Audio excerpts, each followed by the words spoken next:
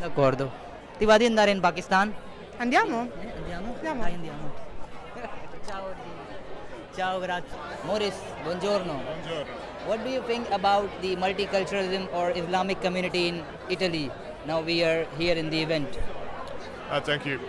So I think that's actually the migrants and Islamic culture, people belonging to the Islamic culture trying to integrate, and I see also there are multiple forces within the Italian society that are trying to include them, and I see also a great intent from the young guys coming here from Middle East and Afghanistan and Pakistan, also really willing to work and understand the Italian culture and society. So I think good integration from both sides is really possible here.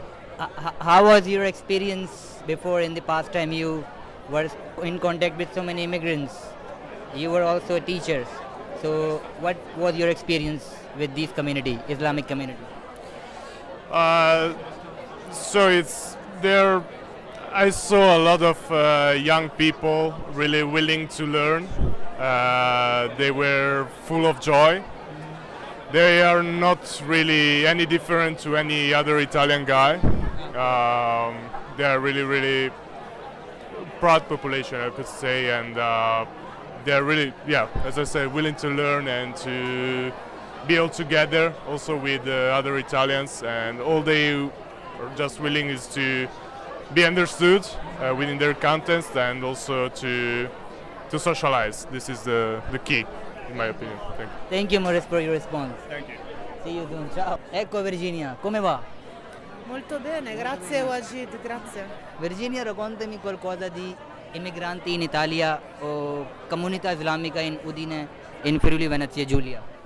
La comunità islamica a Udine è una comunità abbastanza grande, estesa, e noi come associazione abbiamo molti contatti con la comunità islamica, in quanto molti dei nostri studenti della scuola di Ospiti in Arrivo sono praticanti appunto di fede islamica.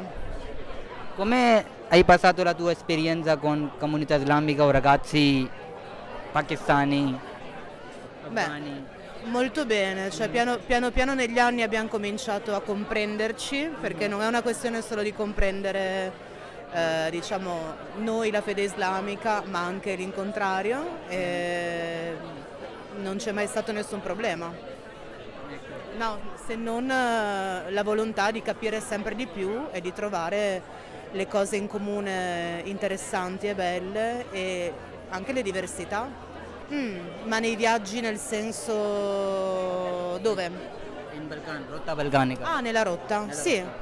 Sì, abbiamo viaggiato parecchio, siamo stati in Giordania, in Grecia, in Bosnia, in Serbia, un po' seguendo tutta la rotta, non solo quella dal Pakistan ma anche quella dalla Siria.